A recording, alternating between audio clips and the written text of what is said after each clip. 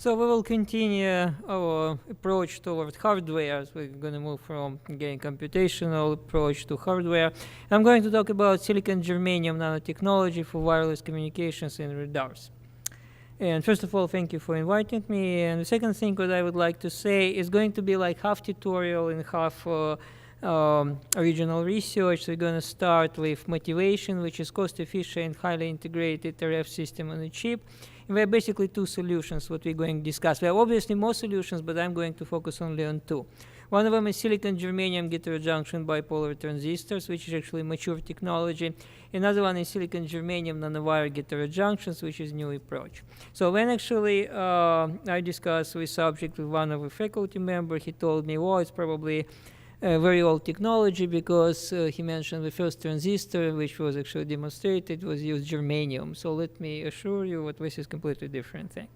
So silicon-germanium, again, this is pretty mature technology, and for RF applications, what is really needed is high-speed transistors, because we're talking about high frequency and significant power. So it means that the gain is supposed to be high.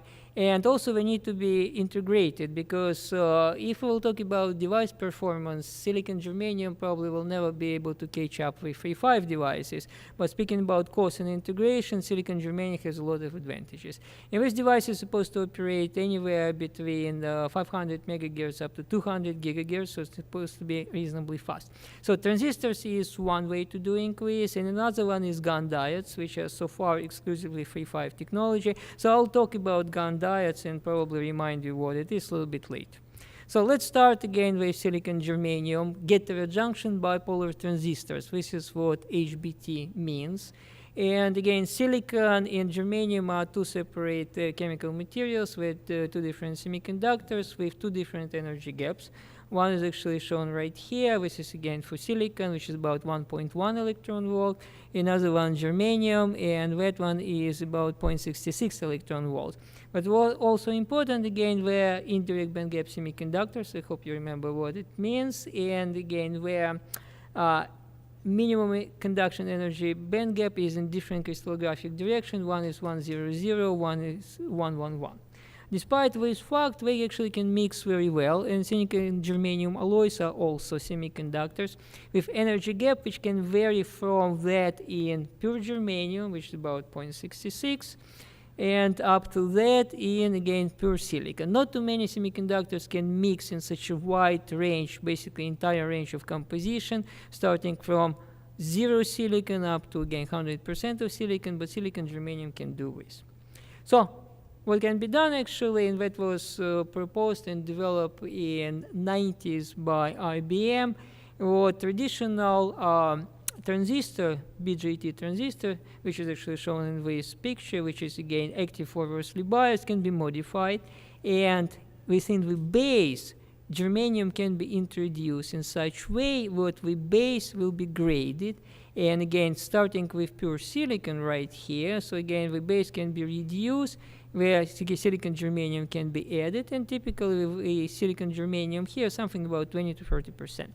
So this reduction in energy gap cost electrons, what actually supposed to go from emitter to collector through the base, supposed to accelerate electrons within the base, and these transistors are traditionally much faster compared to their CMOS analogs. So that's actually kind of shift from drift versus diffusion, and drift is usually much faster. So this is actually slide important. We're going to spend some time here, which actually summarize performance of silicon-germanium HBT versus conventional CMOS and versus 3.5s. As you can see, again, the CMOS is obviously much more advanced, and actually CMOS can be reduced in terms of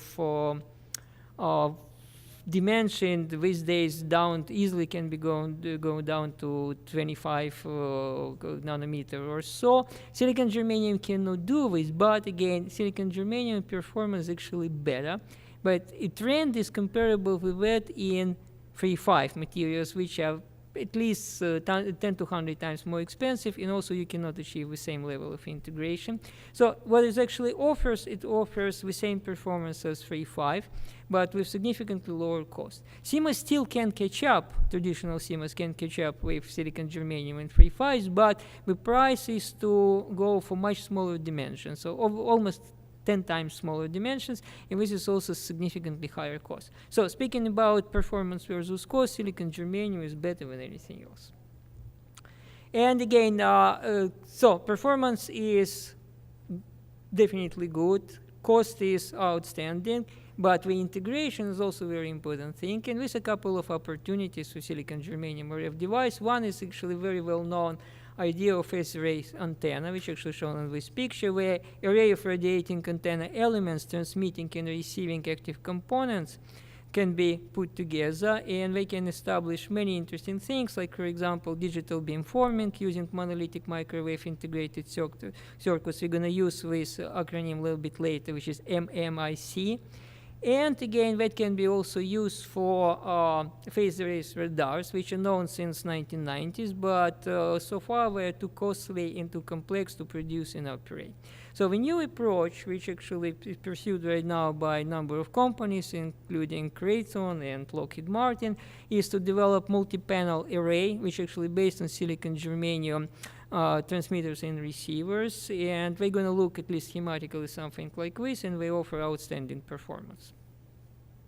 And another opportunity, which is obviously automotive industry, something that is known as collision avoidance automotive radars or cars, and they will be standard within the next 5 years. And you can see again, this is not just a single device, this is multiple array of devices which can do great things. For example, of course, the most important one is collision avoidance, but they can do collision warning, they can control the blind spot, they can prevent rear crash collision, and many other things.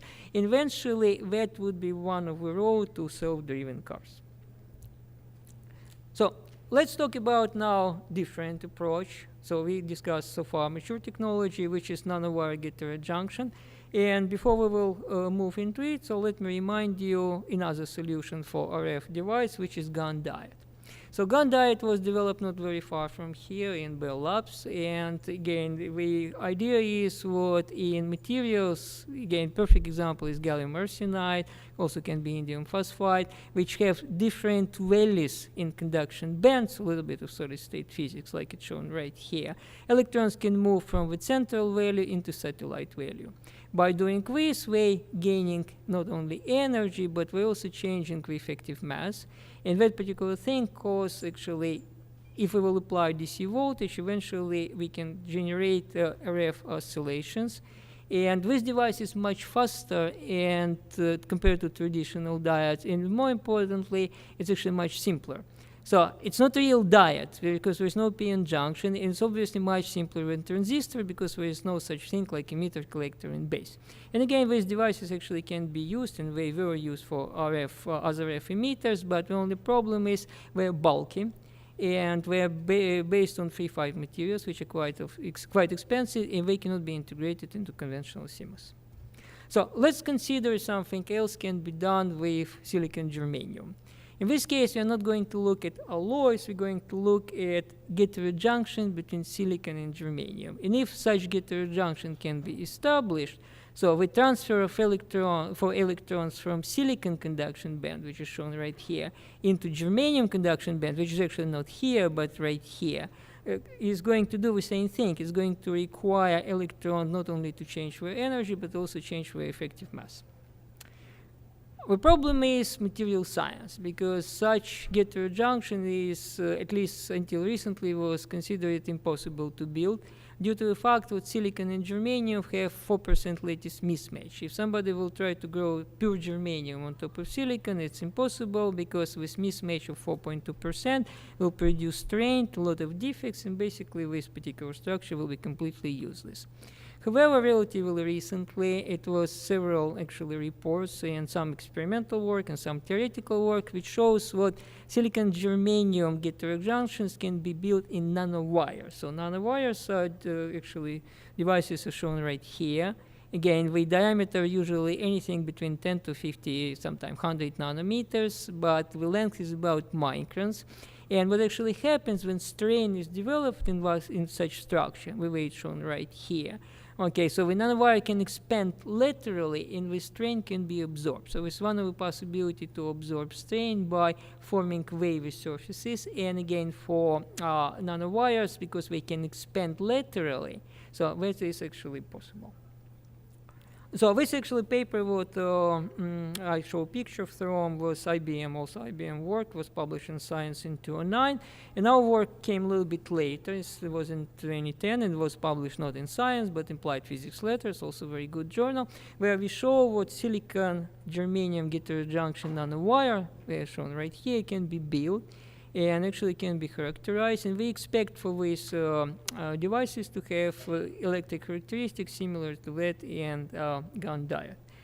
And we experimented with this for a number of years, and eventually this is probably the best we have. We were able to build nanowires with about 50 nanometer diameter, with very sharp interface between pure germanium and silicon, and according to theoretical prediction, we can see lateral expansion of germanium in the region of heterojunction. And also what we can do, we can look with a little bit more details using high resolution transmission electron microscopy, and we can see these lattice fringes, which are a result of electron diffraction from crystal planes. And we can see in this fast Fourier transfer of lattice fringes, what again, this picture is nearly perfect, so there is no deviation in lattice plane direction, so it's basically as good as it can be actually even imagine. And again, I don't have time to go into details, but when the structure actually were developed and studied, we found what we expected: disrupted flow of carriers, again similar to that in Gunn diodes, current oscillations, gigahertz frequency, and many other interesting things related to behavior of carriers in the case of transition from one value to another. And again, the most important thing, if this technology will be ever developed, it's actually natural integration with CMOS because of its low cost and high performance, and there is possibility to develop with monolithic microwave integrated circuits. And this work was supported by a number of years by US National Science Foundation and Army Research Office. That's it.